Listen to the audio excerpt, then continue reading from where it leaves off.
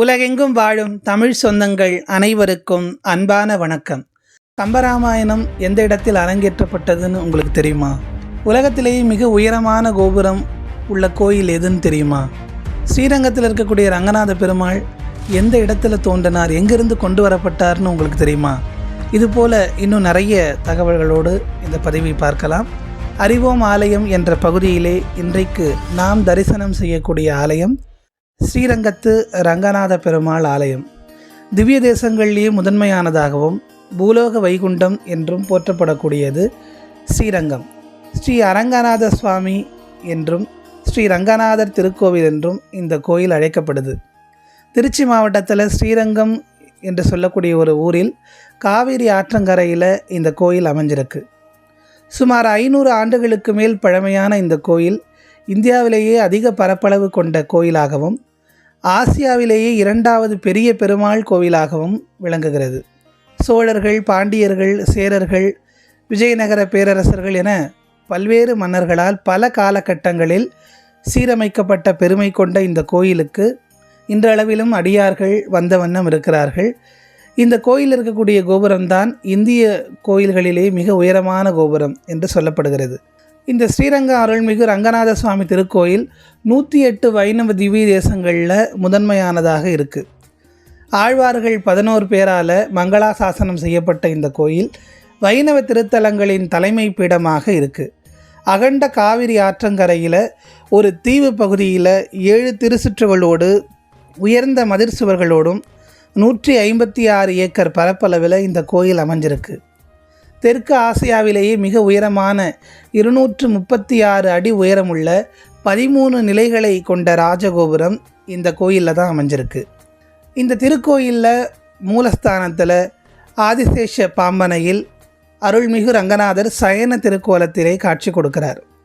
எப்படி ஒரு பெரிய மரத்திற்கு அதனுடைய வேரில் நீரை ஊற்றினால் அந்த மரத்தினுடைய கிளை, இலை, காய்கள் என்று எல்லா பகுதிக்கும் நீர் செல்லுகின்றதோ அதுபோல் இந்த ஸ்ரீரங்கம் ரங்கநாத பெருமாளை சென்று வழிபட்டால் 108 திவ்ய தேசங்களில் உள்ள பெருமாளையும் வழிபட்ட பலன் நமக்கு கிடைக்கும். இப்போது இந்த ஸ்ரீரங்கத்து ரங்கநாத பெருமாளுடைய வரலாற்றை கொஞ்சம் பார்க்கலாம். அவர் எங்கேருந்து வந்தார், எப்படி கிடைச்சாரு அப்படின்ற அந்த வரலாற்றை நாம் தெரிந்து கொள்ளலாம். பிரம்மன் படைப்பு தொழிலில் ஈடுபட்டிருந்த போது தன்னுடைய படைப்புகள் எல்லாம் நிலையற்றதாகவும் சீக்கிரமாகவே அழிஞ்சிடக்கூடியதாகவும் இருப்பதை கண்டு என்ன பண்ணுறதுன்னு தெரியாமல் பரமாத்மாவாக விளங்கக்கூடிய நாராயணரிடத்தில் போய் வென்றார். அப்போ நாராயணர் அவருடைய 8 எழுத்து மந்திரமான ஓம் நமோ நாராயணா என்ற மந்திரத்தை உச்சரித்து தவம் செய்ய சொல்கிறார். அப்படி பிரம்மதேவரும் சில காலம் தவம் செய்கின்றார். அவருடைய தவத்தினுடைய பலனாக திருப்பார்கடலிருந்து பிரணவாகார விமானத்தினோடு சயன கோலத்திலே எம்பெருமான் ரங்கநாத பெருமாளாக காட்சி கொடுக்கிறாரு. சத்தியலோகத்தில் கிடைச்ச இந்த பிரணவாகார விமானத்தோடு கூடிய ரங்கநாத பெருமாளை பிரம்மதேவர் தினந்தோறும் வச்சு வழிபட்டுட்டு வராரு. இதற்கிடையில் சில ஆண்டுகள் கழித்து சூரிய குலத்திலிருந்து வந்த மனு குமாரனான இட்சுவாகு என்று சொல்லக்கூடிய ஒரு மன்னன் பிரம்மனை குறித்து கடும் தவம் செய்கின்றான். அப்படி அவனுடைய தவத்தை மெச்சிய பிரம்மதேவர் அவருடைய எதிரில் தோன்றி உனக்கு என்ன வரம் வேண்டும் இட்சுவாகு கேளு அப்படின்னு கேட்குறாரு.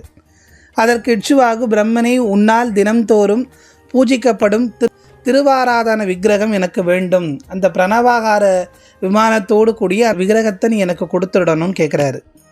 பிரம்மனும் மறுப்பு எதுவும் சொல்லாமல் அந்த திருப்பார்கடலில் பள்ளி கொண்ட வண்ணத்திலே இருக்கக்கூடிய பெருமாளை இட்சுவாகுக்கு கொடுத்துடுறாரு. இட்சுவாகு அதை வைத்து பூஜை செய்து வழிபட்டு வரான் அயோத்தியில். அவனுடைய காலத்துக்கு அப்புறம் சூரிய குலத்திலே இருந்து வந்த மன்னர்கள் பலரும் அந்த பெருமாளுடைய விக்கிரகத்தை வழிபட்டுட்டு வராங்க. அதில் தசரதனும் வழிபட்டுட்டு வரான், அப்புறம் ராமபிரானும் வழிபடுறாங்க. இப்படியே பிரணவாகார விமானத்தோடு கூடிய ரங்கநாத பெருமாள் சூரிய குலத்தில் அயோத்தியில் இருக்கிறார். திரேதாயுகத்தில் ராமபிரான் ராவணனை வதம் செய்துட்டு மீண்டும் பட்டாபிஷேகம் சூடி மன்னனாக இருக்கிறதுக்கு அயோத்திக்கு போகிறாரு. அப்போ விபீஷணனும் அவன் கூட போகிறான். இந்த பட்டாபிஷேகம் எல்லாம் முடிஞ்சதுக்கு அப்புறமா விபீஷணனுக்கு சீதனமாக இந்த பிரணவாகார விமானத்தோடு கூடிய ரங்கநாத பெருமாளை கொடுத்து அனுப்பிடுறாரு ராமன்.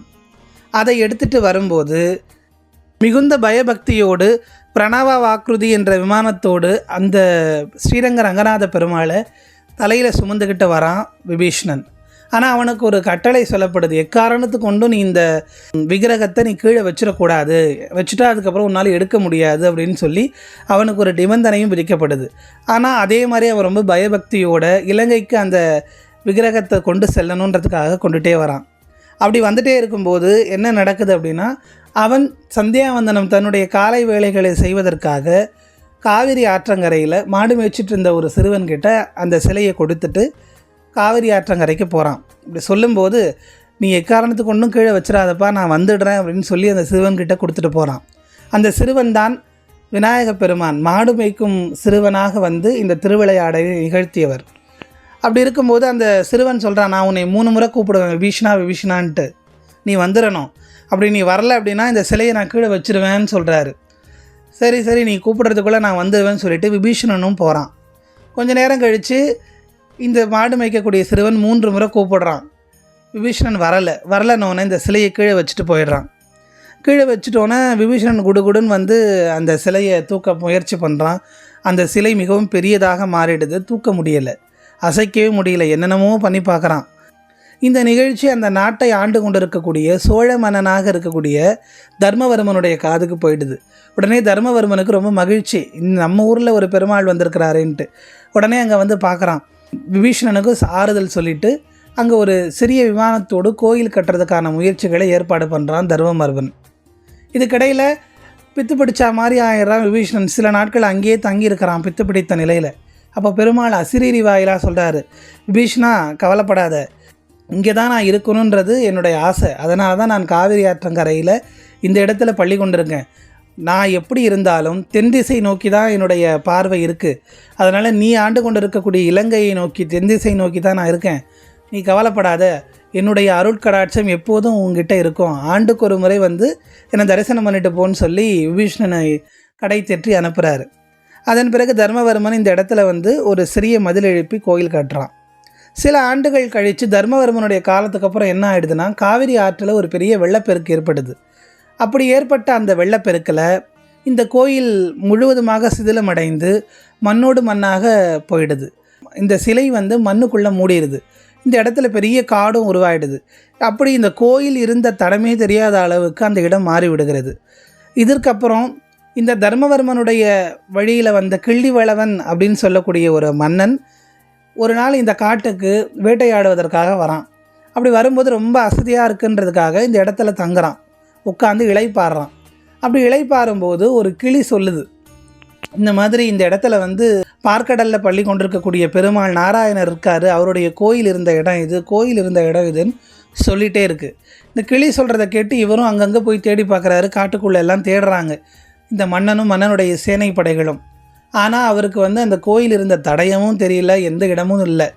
சரின்னு சொல்லிட்டு இந்த கிளி என்னமோ வளருதுப்பா அப்படின்னு சொல்லிட்டு இவர் எல்லாரும் கிளம்பி அரண்மனைக்கு போயிடுறாங்க. அன்றைக்கு இரவே வந்து பெருமாள் வந்து கிள்ளிவளவனுடைய கனவுல காட்சி கொடுத்து, கிள்ளிவளவா அந்த கிளி சொன்ன இடத்துல தான் நான் கோயில் கொண்டு இருக்கேன், மண்ணில் புதையுண்டு கிடக்கிறேன், அதனால் நீ என்னை தோண்டி எடுத்து வழிபடுன்னு சொல்லிட்டு பெருமாள் கனவுல வந்து சொல்கிறாரு. அதன் பிறகு வந்து கிள்ளிவளவன் உடனே ஓடோடி போய் ஊராளர்களை எல்லாம் அழைச்சி அந்த இடத்துல தோண்டி பார்த்தா பிரணவாகார விமானத்தோடு எம்பெருமான் அந்த இடத்துல சயன கோலத்திலே இருக்கார். உடனே அதை எடுத்து வைத்து கிள்ளிவளவன் ஒரு கோயிலை கட்டுறான். அதன் பிறகு கிள்ளிவளவனுடைய காலத்துக்கு அப்புறம் பல பல மன்னர்களால் திருப்பணி செய்யப்பட்டு சத்தியலோகத்திலிருந்து பிரம்மதேவரால் வழிபட்டு அதன் பிறகு இட்சுவாகு குலத்தில் உள்ள அனைவரும் வழிபட்டு பின்பு தர்மவர்மன் வழிபட்டு அதன் பிறகு கிள்ளிவளவனால் கண்டறியப்பட்டு இன்றைக்கு நாம் எல்லோரும் சென்று வழிபடக்கூடிய அளவுக்கு உயர்ந்து ஓங்கி இருக்கக்கூடிய அந்த ஸ்ரீரங்கத்து ரங்கநாத பெருமாளுடைய அற்புதமான வரலாறு இது. இந்த ஆலயத்திலே மூலவராக ரங்கநாத பெருமாள் பெரிய பெருமாள் என்ற பெயரில் காட்சி கொடுக்கின்றார். உற்சவர் நம்பெருமாளாகவும் தாயார் ரங்கநாச்சியார் என்ற பெயரிலும் அருள் பாலிக்கிறார்கள். இந்த ஸ்ரீரங்கம் ரங்கநாதர் கோயில் ஸ்ரீரங்கம் ரயில்வே நிலையத்திலிருந்து சுமார் 1 கிலோமீட்டருக்கும் குறைவான தூரத்தில் அமைந்திருக்கிறது. திருச்சி பேருந்து நிலையத்திலிருந்து சுமார் 10 கிலோமீட்டர் தூரத்திலும் அமைய பெற்றிருக்கக்கூடிய அருமையான ஒரு கோயிலாகும். இந்த கோயிலில் அதிவிசேஷமாக கொண்டாடக்கூடிய திருவிழாக்களில் ஒன்று வைகுண்ட ஏகாதசி திருநாள்.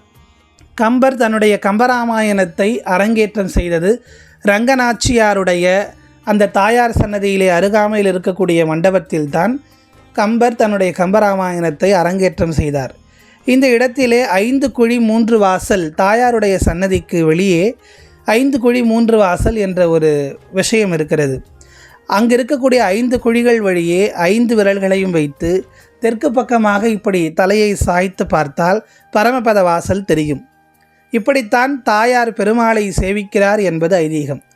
அர்த்த பஞ்சக ஞானத்தை குறிப்பது 5 குழி என்றும் 3 வாசல் என்பது பிரம்மத்தின் வழி என்றும் பெரியோர்கள் சொல்லுகிறார்கள். இந்த ஸ்ரீரங்கம் ரங்கநாதர் திருக்கோயிலிலே 1000 கால் மண்டபம் என்று ஒரு இடம் இருக்கிறது. 1000 தூண்களை கொண்ட அற்புதமான வகையிலே செதுக்கப்பட்டிருக்கக்கூடிய அந்த மண்டபம் நேர்த்தியாக வடிவமைக்கப்பட்டிருக்கிறது. இந்த ஆலயத்தில் எந்த மூலையில் பார்த்தாலும் அதிசயத்தக்க வகையில் கலை சிற்பங்களுடன் கூடிய அற்புதமான வகையில் செதுக்கப்பட்டிருக்கக்கூடிய தூண்கள் அமைய பெற்றிருக்கிறது. அது மட்டுமல்லாது மிகப்பெரிய கருட ஆழ்வார் இந்த ஆலயத்தில் தான் இருக்கிறார். இப்படிப்பட்ட சிறப்புகள் வாய்ந்த ஸ்ரீரங்கம் ரங்கநாத பெருமாளை நீங்களும் வாழ்வில் ஒரு முறையேனும் சென்று தரிசனம் செய்து அவனுடைய முழு அருளையும் கருணையையும் பெற்று அவனுடைய அன்புக்கு பாத்திரமாக வேண்டும் என்று கேட்டுக்கொண்டு மீண்டும் நல்லதொரு பதிவில் அறிவோம் ஆலயம் நிகழ்ச்சியில் உங்கள் அனைவரையும் சந்திக்கிறேன். நன்றி, வணக்கம்.